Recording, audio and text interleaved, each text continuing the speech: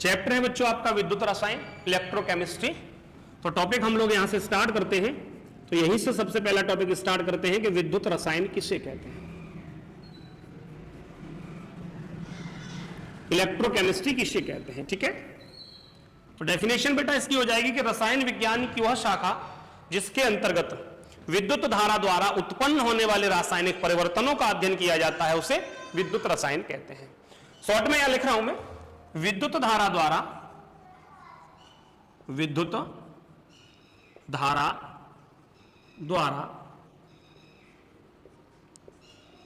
उत्पन्न होने वाले रासायनिक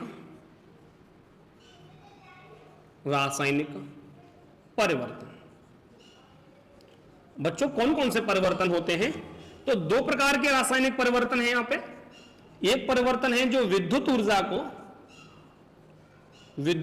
को रासायनिक ऊर्जा में परिवर्तित करता है, दूसरा है एक रासायनिक ऊर्जा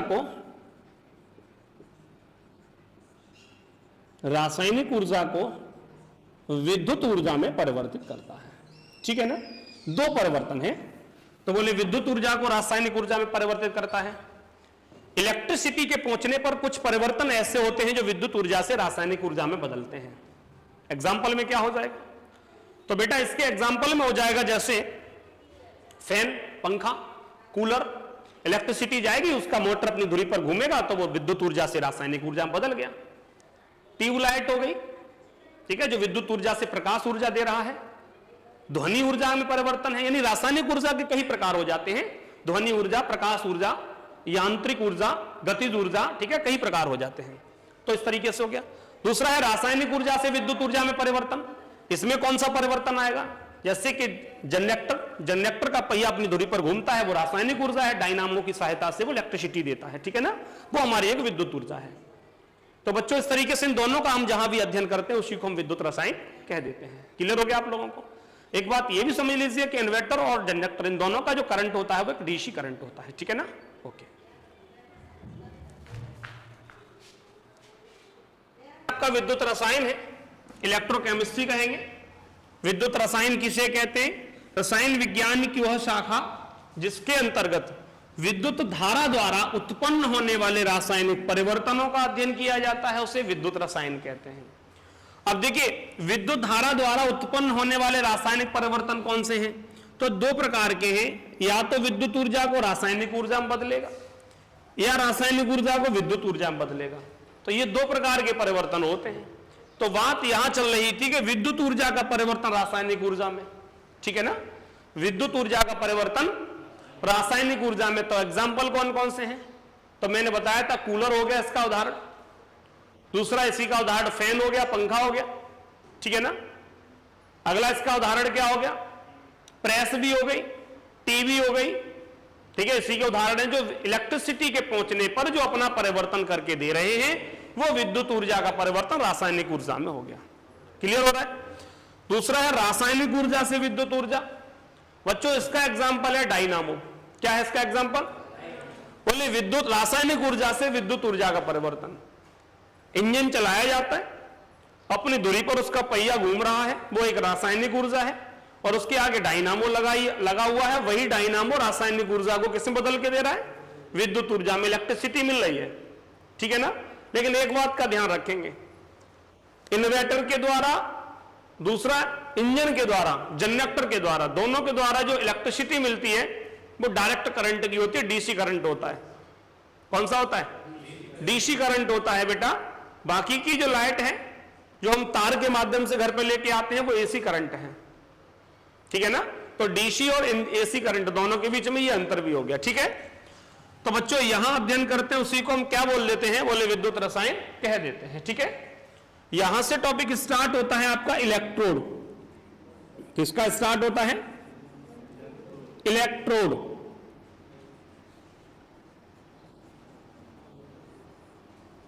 इलेक्ट्रोड किसे कहेंगे? अब देखिए, इलेक्ट्रोड को पढ़ने की आवश्यकता तो इसलिए थी कि बिना इलेक्ट्रोड के विद्युत ऊर्जा का परिवर्तन रासायनिक ऊर्जा में नहीं होगा और रासायनिक ऊर्जा का परिवर्तन विद्युत ऊर्जा में नहीं होगा। इलेक्ट्रोड होगा, इलेक्ट्रोड की घटना जब कंप्लीट होगी तभी यह परिवर्तन हो सकता है। तो इलेक्ट्रोड किसे कह देते हैं? इलेक्ट्रोड आवेश की एक सबसे छोटी इकाई होती है। आवेश की कैसी इकाई होती है? बोले सबसे छोटी इकाई होती है इलेक्ट्रोड। इलेक्ट्रोड से छोटी कोई भी इकाई नहीं है। जब इलेक्ट्रोड क्रिया होती है तो इलेक्ट्रोड के द्वारा सेल बनते हैं और सेल के द्वारा बैटरी बनती है। तो इलेक्ट्रोड एक सबसे छोटी क्रिया है, लेकिन इलेक्ट्रोड की घटना एक शर्त पे होती है। इलेक्ट्रोड की जो घटना होती है बच्चों, वो इस शर्त पे होती है कि अगर हमने यहां पे एक बीकर ले लिया, एक मैंने ये बीकर ले लिया और इस बीकर के अंदर मैंने विलयन भर लिया, ये इस बीकर के अंदर विलयन भरा हुआ है। अब यहां पर यह प्रश्न निर्भर करेगा कि बीकर के अंदर विलयन काहे का है। क्यों? क्योंकि इलेक्ट्रोड की घटना के अंदर जिस धातु की छड़ होती है उसी धातु का विलयन होता है। मैंने बीकर के अंदर जो विलयन था उसमें एक छड़ डाल दी, ये छड़ मैंने इसमें गिरा दी। छड़ गिराने के बाद में बच्चों आधी छड़ जो है विलयन में डूबी हुई है, आधी छड़ बाहर निकली हुई है, इस तरीके से है। तो इसका जो ऊपर का जो सिरा है ये कैथोड है और जो सिरा विलयन में डूबा हुआ है वो एनोड है।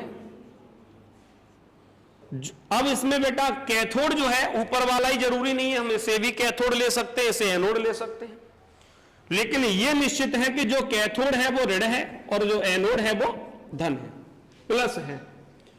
ये जो छड़ है वो Zn की छड़ है। क्लियर है कि विलयन हमारा काय का होना चाहिए? बोले ZnSO4 का होना चाहिए। इससे एक बात क्लियर है कि बेटा यहां छड़ धातु की लेते हैं। अगर मैंने ये छड़ धातु की Zn की ली है तो विलयन ZnSO4 का है। अगर मैंने ये छड़ कॉपर की ली है तो विलयन CuSO4 का है। अगर मैंने ये छड़ मैग्नीशियम की ली है तो विलयन हमारा MgSO4 का होना चाहिए। अगर मैंने ये छड़ यहां पर Fe की ली है तो विलयन FeSO4 का होना चाहिए। आपने समझ लिया कि इलेक्ट्रोड क्रिया के लिए जिस विलयन की आवश्यकता है, जिस विलयन को हम यूज कर रहे हैं, उसमें विलयन बनाने के लिए क्या होना चाहिए? बोले SO4 डबल नेगेटिव आयन होना चाहिए। सल्फेट का जो पेस्ट बनाते हैं उसी को हम उस धातु का विलयन कह देते हैं। समझ में आ गई बात आपको? ठीक है। तो बच्चों डेफिनेशन क्या हो जाएगी कि इलेक्ट्रोड किसे कहते हैं? किसी धातु की छड़ को, किसी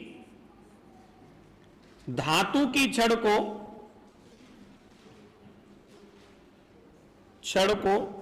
उसी धातु के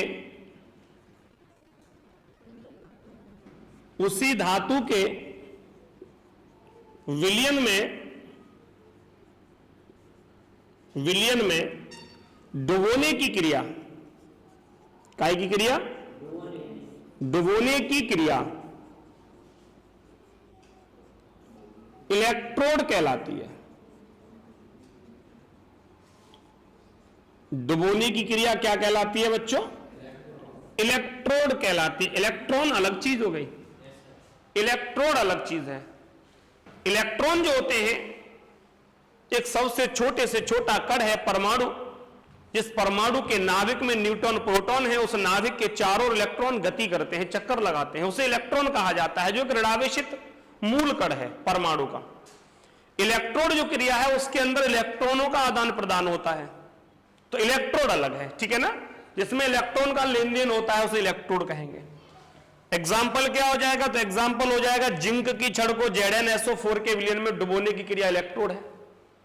इलेक्ट्रोड के अंदर दो आवेश होते हैं, कैथोड और एनोड, यानी दोनों अलग अलग सिरे हैं। तो इसका अर्थ यह है कि अगर यह पूछा जाए आपसे कि इलेक्ट्रोड के कितने प्रकार हैं, इलेक्ट्रोड के प्रकार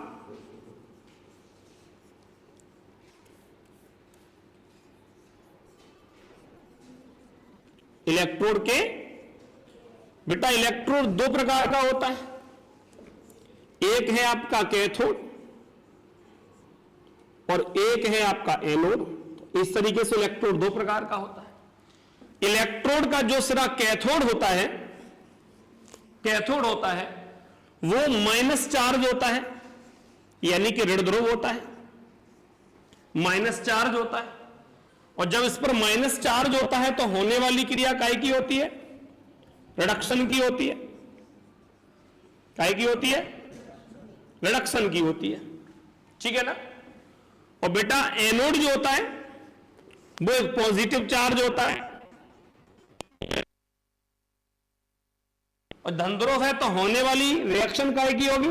तो जी कह देंगे ऑक्सीडेशन की होगी। यहां से आपको एक नया पॉइंट और क्लियर हो गया। कभी अगर आपसे पूछा जाता है रिडक्शन क्या है, इलेक्ट्रोड का जो कैथोड सिरा है वो रिडक्शन है, ऑक्सीडेशन क्या है, इलेक्ट्रोड का जो एनोड सिरा है वो ऑक्सीडेशन है। कैसा चार्ज है, यहां पर ये चेंज भी हो सकते हैं, लेकिन इसके लिए ये धन ध्रुव है, ये ऋण ध्रुव है। बात आई समझ में ना। इसका जो चार्ज है वो आगे चल के बदल भी सकता है, इसके आयन बदल भी सकते हैं, लेकिन यहां के लिए जो है ना ऑक्सीडेशन है तो धन ध्रुव है और रिडक्शन है तो ऋण ध्रुव है। क्लियर हो गया। अगला पॉइंट है बच्चों इलेक्ट्रोड विभव की बात करते हैं। दूसरी डेफिनेशन है इलेक्ट्रोड विभव।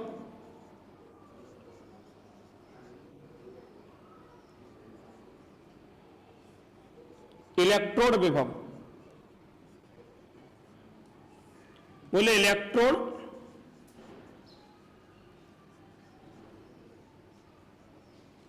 पोटेंशियल।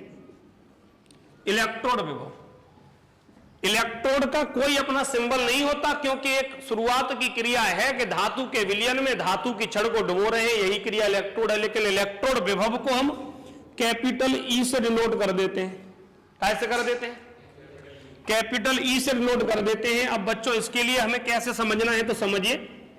अगर मैंने यहां पर एक बीकर ये ले लिया, ठीक है ना, जो मैंने बीकर लिया है, इस बीकर के अंदर जो मैंने छड़ डाली है वो छड़ वही कॉन्सेप्ट होगा कि जिस धातु की छड़ है उसी धातु का विलयन होना चाहिए, इस तरीके से। ये मैंने छड़ डाल दी। अगर मैंने बच्चों यहां पर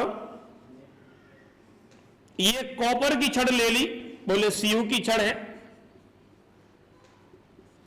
और विलयन CuSO4 का है, तभी तो क्रिया पूरी होगी ना। CuSO4 का विलयन है, Cu की छड़ है। ये वाला सिरा आप कैथोड दे दीजिए, ये वाला सिरा आप एनोड दे दीजिए, जिस पर पॉजिटिव चार्ज है। होगा क्या कि इस कॉपर की छड़ को जब CuSO4 के विलयन में हम डुबोएंगे तो डुबोने पर जो कैपिटल ई की वैल्यू बनेगी, इसका मतलब क्या है, इलेक्ट्रोड विभव जो बनेगा वो होगा प्लस 0.29 इलेक्ट्रोवोल्ट। ये विभव इससे बनेगा इक्वल टू प्लस 0.29 इलेक्ट्रोवोल्ट, ठीक है ना। इसका अर्थ यहां पर ये है, डेफिनेशन अगर देंगे तो बोले कि किसी धातु की छड़ को,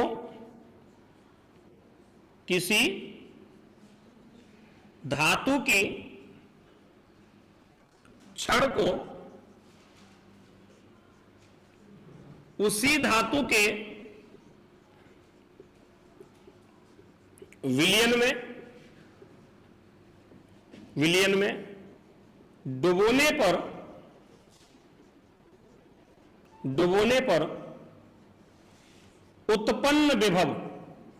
अब ये विभव काय के बीच में उत्पन्न होगा, तो ये कह देंगे छड़ और विलयन दोनों के बीच में उत्पन्न होगा, ठीक है। उत्पन्न विभव को क्या कह देंगे बच्चों? इलेक्ट्रोड विभव कह देंगे। क्या कह देंगे? इलेक्ट्रोड विभव कहते हैं, यानी कि कैपिटल ई से डिनोट करते हैं, तो मैंने यहां पर शॉर्ट में इलेक्ट्रोड विभव कह दिया, या आप यहां पर ईपी के माध्यम से भी बता सकते हो, बोले इलेक्ट्रोड पोटेंशियल कहते हैं। क्लियर हो गया ना। कैपिटल ई से डिनोट करते हैं। अगर यहां पर इसके प्रकार की बात होती है तो इलेक्ट्रोड विभव के प्रकार, इलेक्ट्रोड पोटेंशियल के प्रकार, तो इसके भी दो प्रकार हैं बच्चों, ठीक है। शॉर्ट में लिख दिया, कोई दिक्कत तो नहीं है। एक तो है आपका कैथोड, लेकिन यहां पे विभव साथ में लिखेंगे अब, क्योंकि वैसे भी तो कोई अंतर नहीं है ना, केवल विभव का ही तो अंतर जा रहा है ना भाई। जब हमने इलेक्ट्रोड की बात की थी तो हमने केवल कैथोड लिख दिया और एनोड लिख दिया। अब इलेक्ट्रोड विभव की बात है तो पहला तो हो गया आपका कैथोड विभव, और दूसरा क्या हो गया, दूसरा हो गया आपका एनोड विभव। ठीक है ना, क्या हो गया, एनोड विभव हो गया। समझ में आई बात आपको? इस तरीके से कैथोड विभव हो गया, दूसरा क्या हो गया, एनोड विभव हो गया। ठीक है ना। कैथोड विभव जो है, इसके अंदर जो कैथोड विभव की क्रिया है वो इसका कैसा ध्रुव है, बोले जो इसमें है वही यहां होगा, तो ये कह देंगे नेगेटिव चार्ज होता है, यानी कि ऋण ध्रुव होता है। क्या होता है, ऋण ध्रुव होता है। और बच्चों यहां पर जो रिएक्शन होती है वो रिडक्शन पोटेंशियल की होती है। ठीक है ना, बताओ, गलत बात है, देखो पढ़ाई के समय डिस्टर्ब नहीं होना चाहिए। ठीक है। और एनोड विभव के अंदर क्या हो गया, धन ध्रुव हो गया,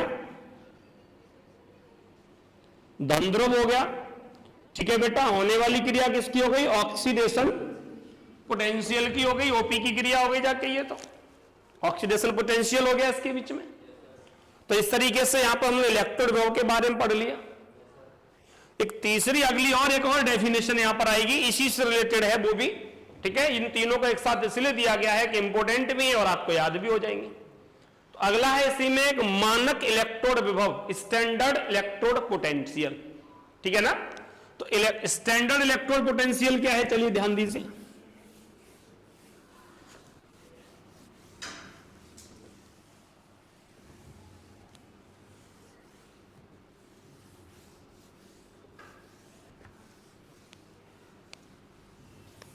चलिए,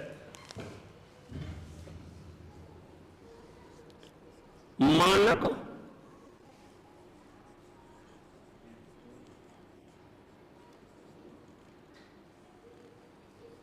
इलेक्ट्रोड विभव,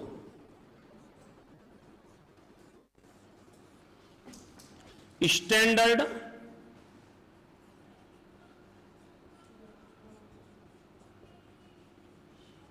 इलेक्ट्रोड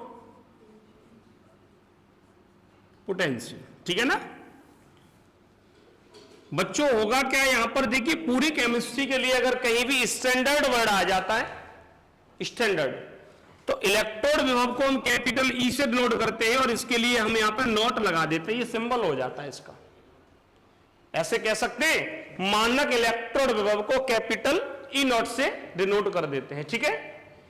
मानक शब्द के लिए एक बात ये और याद रखोगे कि अगर हम इससे इस फिगर के तरीके से अगर समझते हैं, तो मैंने एक बीकर लिया, इस बीकर के क्या भर लिया, ये विलियन भर लिया ना। अब डिपेंड तो ये करेगा कि इसमें बीकर में विलियन काय का है, क्योंकि उसी की तो छड़ डालेंगे इसमें। ये हमने छड़ डाल दी, छड़ का ये वाला सिरा हमारा कैथोड है,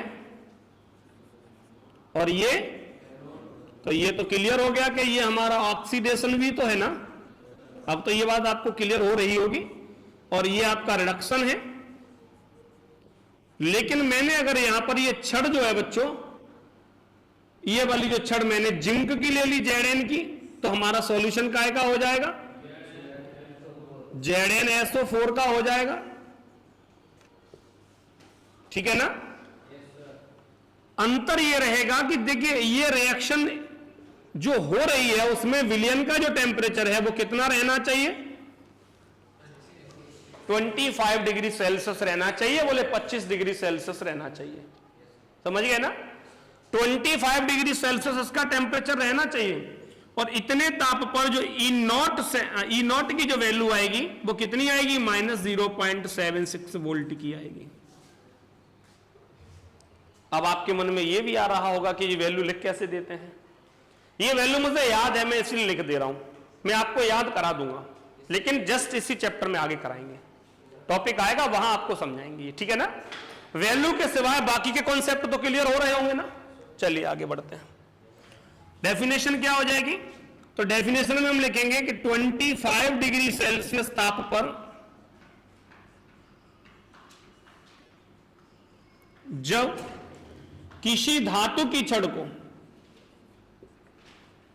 जब किसी धातु की छड़ को उसी धातु के विलयन में डुबोने पर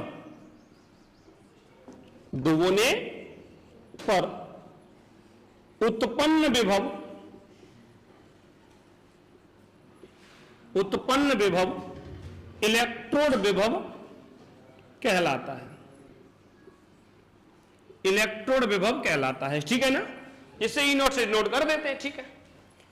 अगर हमें यहां पे बेटा मानक इलेक्ट्रोड पोटेंशियल के प्रकार की बात करते हैं, कोई नई कहानी नहीं है, अभी तक पढ़ते आए वही यहां भी पढ़ेंगे। एसईपी के प्रकार बोले 2 ही प्रकार हैं, कौन कौन से हैं बोलिए, कौन कौन से इसके 2 प्रकार हैं वो?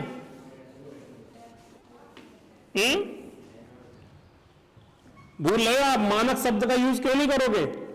स्टैंडर्ड कैथोड पोटेंशियल, सेकंड हो जाएगा स्टैंडर्ड एनोड पोटेंशियल। कोई दिक्कत बेटा? स्टैंडर्ड कैथोड पोटेंशियल, ठीक है, आपको पहले से ही पता है कि ये क्या होता है, बोले ऋण ध्रुव होता है, नेगेटिव चार्ज होता है इस पर। होने वाली रिएक्शन काहे की है यहां पे? रिडॉक्स रिएक्शन है, रिडक्शन है। और एसएपी पे जाके धन ध्रुव है। होने वाली रिएक्शन काहे की है? ऑक्सीडेशन है ना, ऑक्सीडेशन है। इसका मतलब यह है कि जो आपने यहां इलेक्ट्रोड के बारे में जो पढ़ा है ना, इलेक्ट्रोड के बारे में इलेक्ट्रोकेमिस्ट्री चैप्टर के अंदर ये सबसे सूक्ष्म, सबसे छोटी क्रिया है जो कंटिन्यू होती रहती है। ये रिएक्शन बंद नहीं होगी, चाहे तो इलेक्ट्रोकेमिस्ट्री की रिएक्शन हो या ना हो, लेकिन ये बराबर चलती रहती है। इसीलिए मैंने ये कह दिया कि यहां पर ये सबसे सेल के अंदर एक सबसे छोटी क्रिया है। चलिए मैं आपको बता रहा हूं। मैंने अगर यहां लिख दिया बेटा, ये क्या लिखा है, इससे आप परिचित होंगे ना।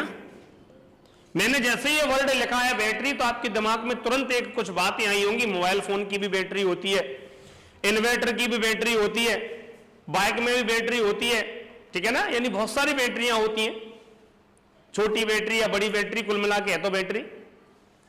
अच्छा, क्या यहां पे बड़ी बैटरी है, अगर उसका आकार बड़ा है तो वो अच्छी है, वो ज्यादा पावरफुल है, छोटी है तो आकार बड़ा है, कम है तो कम पावरफुल है?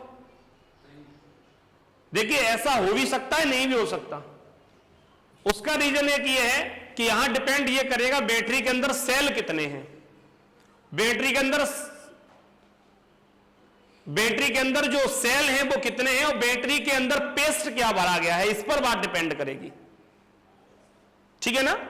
तो बैटरी जो होती है वो किससे मिलकर बनाई जाती है, तो आप जी कहेंगे सेल से मिलकर बैटरी बनती है। सेल से मिलकर क्या बनती है? बैटरी। कई सेल मिलकर एक बैटरी बना देते हैं, ठीक है ना। और बेटा सेल कैसे बनते हैं? इलेक्ट्रोड से मिलकर सेल बनते हैं। सेल कैसे बनते हैं? इलेक्ट्रोड से मिलकर, इलेक्ट्रॉन से नहीं, इलेक्ट्रोड से मिलकर सेल बनते हैं। और इलेक्ट्रोड में क्या होता है, तो अब कहेंगे इलेक्ट्रॉन का लेन देन। इलेक्ट्रॉन का लेन देन, इलेक्ट्रॉन का लेन देन होता है, वो इलेक्ट्रोड हो गया। इलेक्ट्रोड से सेल बनते हैं, सेल से क्या बनती है? बैटरी बनती है। बात आ गई समझ में आपको? मैंने आप लोगों को इलेक्ट्रॉन के लेन देन की तो बात बता दी कि जिसे इलेक्ट्रॉन पे जरूरत है वो इलेक्ट्रॉन ग्रहण कर लेगा, और जिससे इलेक्ट्रॉन ज्यादा है वो इलेक्ट्रॉन निकाल लेगा। इसका अर्थ यहां पर यह है कि जो कैथोड होता है, वो इलेक्ट्रॉन ग्रहण करता है, और जो एनोड होता है वो इलेक्ट्रॉन को निकालता है, ठीक है ना। विपरीत क्रिया जाके होती है। तो इस तरीके से एक दूसरे का लेन देन की बात है। बोले वही क्रिया इलेक्ट्रोड हो गई, इलेक्ट्रोड से मिलकर सेल बन गया। तो सेल किसे कहते हैं? परिभाषा से आपको अगर मैं यहां पर डेफिनेशन पूछ लूं आपसे कि आप सेल बताइए, सेल किसे कहते हैं, तो क्या कह देंगे आप? बोले सेल क्या है? सेल की डेफिनेशन ये है कि दो इलेक्ट्रोड से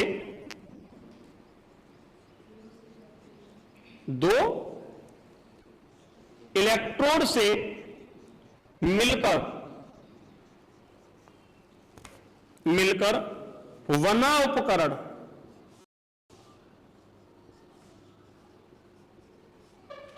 बना उपकरण क्या कहलाता है? सेल कहलाता है। दो इलेक्ट्रोड से मिलकर बना उपकरण क्या कहलाता है? दो इलेक्ट्रोडों में एक होगा कैथोड और दूसरा क्या होगा उसका? एनोड होगा। एक होगा कैथोड, दूसरा क्या होगा उसका? एनोड होगा। लाठी उठाएंगे, लाठी अभी हम, ठीक है ना?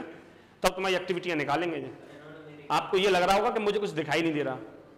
आप आगे बैठ के कहीं तो उसके सिर पे हाथ फिरा रहे हो, कहीं उसे छब्बासी दे रहे हो, ठीक है? इनने उंगली कर दी, इनने का अंगूठा कर दो बगल वाले ने, तो इनने क्या किया था?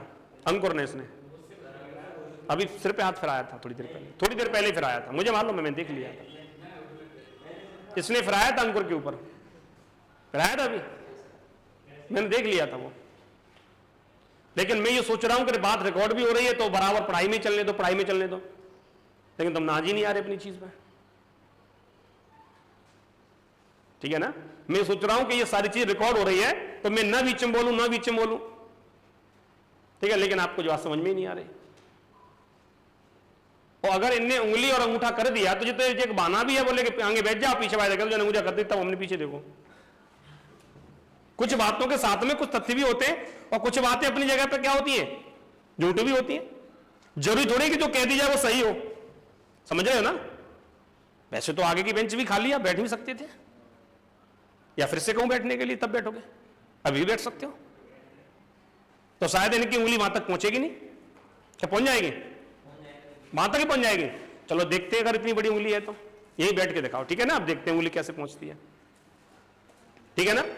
चलिए, टॉपिक है बेटा सेल क्या है? दो इलेक्ट्रोड से मिलकर बना उपकरण क्या कहलाता है? यह भी निश्चित है कि दो इलेक्ट्रोड कौन से हैं? तो इलेक्ट्रोड क्रिया में तो दो इलेक्ट्रोड, एक कैथोड है, दूसरा एनोड है, यही तो दो इलेक्ट्रोड हैं, तो इनसे मिलकर बना उपकरण सेल कहलाता है। बोले ये दोनों मिलेंगे कैसे? अब मिलने में तो ऐसा है नहीं है कि भाई एक दूसरे से जो है भाई भाई है तो मिल जाएंगे, नहीं। इनका तो एक दूसरे के लिए सौत जैसा व्यवहार है, तो नंद हो जाइए, इनका मिलान ही नहीं होगा सही से। अगर एक इलेक्ट्रॉन निकाल रहा है तो दूसरा इलेक्ट्रॉन को ग्रहण भी कर रहा है, एक दूसरे के लिए सर्प नेवला है, यानी कि ऐसी कंडीशन है इन दोनों की कि ये दोनों कभी समान तरह का व्यवहार दे ही नहीं सकते। जब नहीं दे सकते तो दोनों के बीच के अंतर को कह दो, तो क्या कह देंगे? दो इलेक्ट्रॉनों के बीच के अंतर को सेल कहते हैं। और परिभाषा में अच्छा लग गया ना? बोले कि दो इलेक्ट्रोड के बीच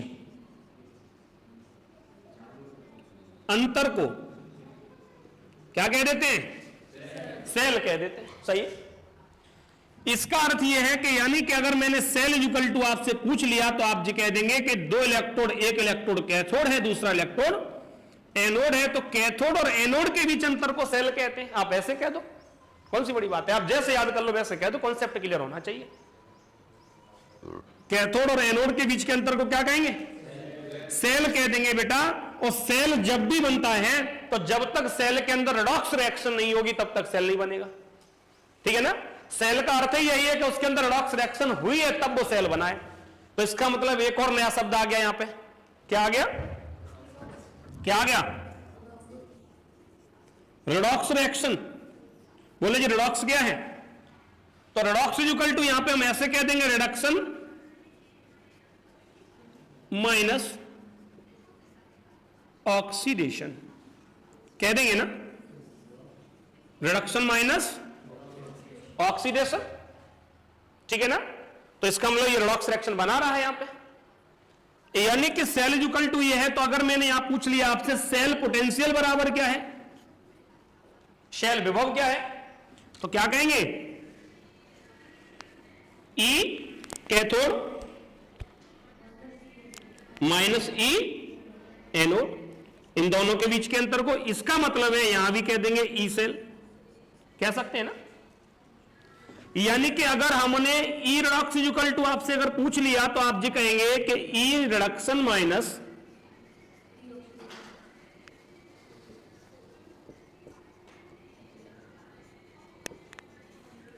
ई ऑक्सीडेशन कहेंगे ना।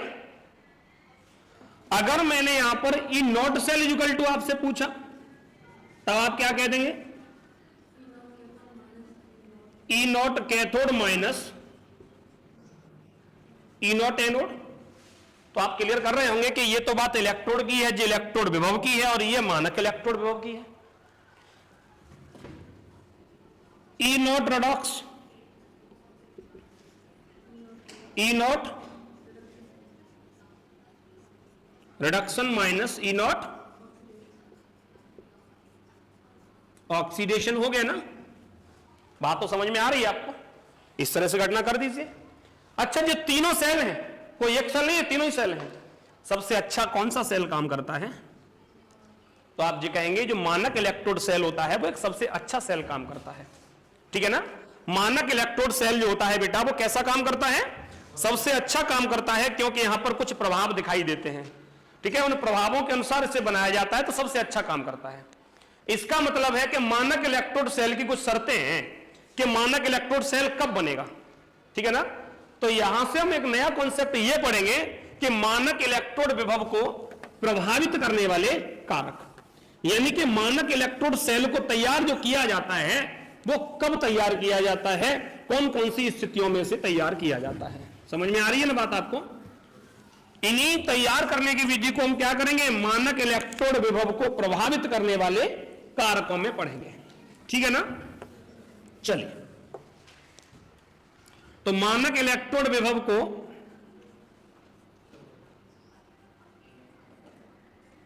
प्रभावित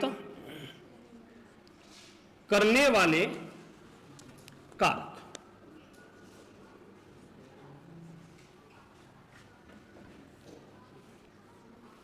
factors of effect, factors of मानक इलेक्ट्रोड पोटेंशियल। ठीक है ना बेटा। कौन कौन से कारक है इसमें? पहला कारक है ताप का।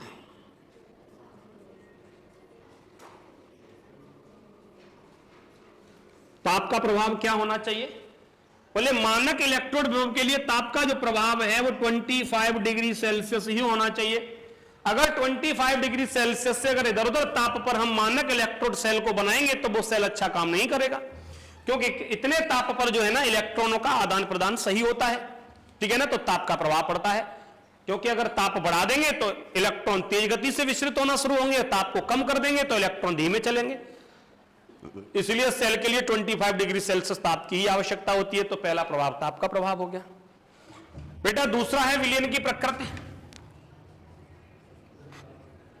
कोई दिक्कत नहीं, उसे छोड़ दो। विलयन की प्रकृति, बोले कैसा विलयन होना चाहिए? Nature of solution.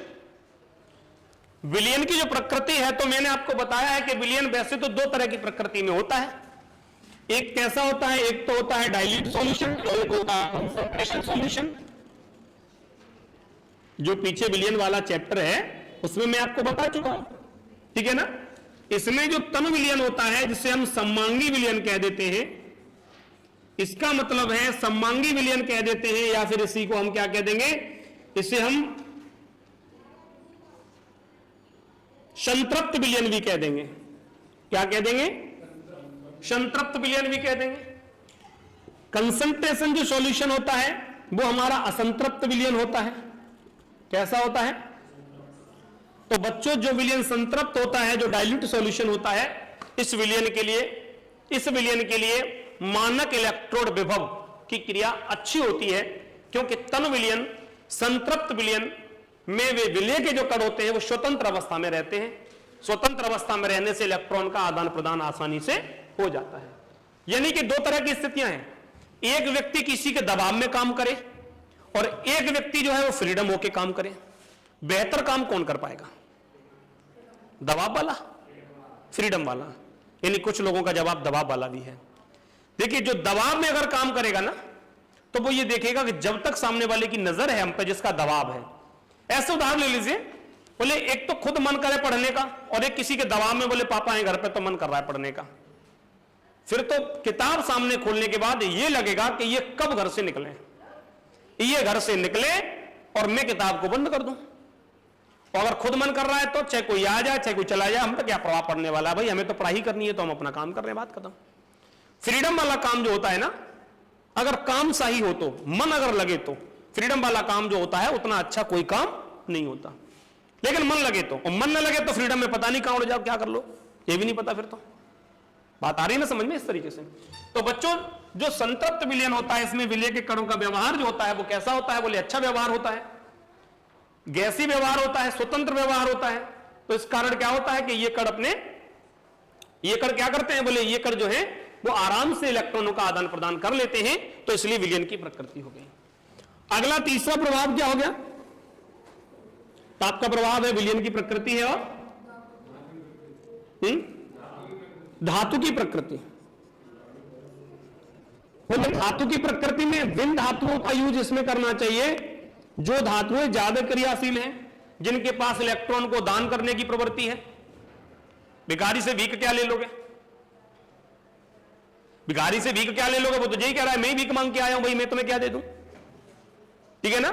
तो यानी कि जिसके पास में इलेक्ट्रॉन ज्यादा है वही तो इलेक्ट्रॉन आराम से दान कर सकता है ना। तो यानी कि डी ब्लॉक एलिमेंट जो धातुएं होती हैं, डी ब्लॉक एलिमेंट धातुएं जिसके अंदर 4 सीरीज है, ठीक है, तो डी ब्लॉक वाली इन धातुओं के अंदर क्या है, इलेक्ट्रॉन त्यागने की प्रवृत्ति ज्यादा है, तो इसलिए इनके लिए मानक इलेक्ट्रॉन विभव का मान अधिक होता है। तो ये 3 कारक आप याद रखेंगे। रही बात दाब की, तो बेटा अगर ताप अधिक होगा, ताप अगर निश्चित है तो दाब भी निश्चित है, ठीक है ना। ताप और दाब का एक सा ही प्रभाव रहता है, इसलिए मैंने वहां पर इसकी कोई चर्चा नहीं की। तो आज हमने आपको यहां पर 3 टॉपिक इसके सिखाए हैं, इलेक्ट्रोड, इलेक्ट्रोड विभव और मानक इलेक्ट्रोड विभव, ठीक है ना।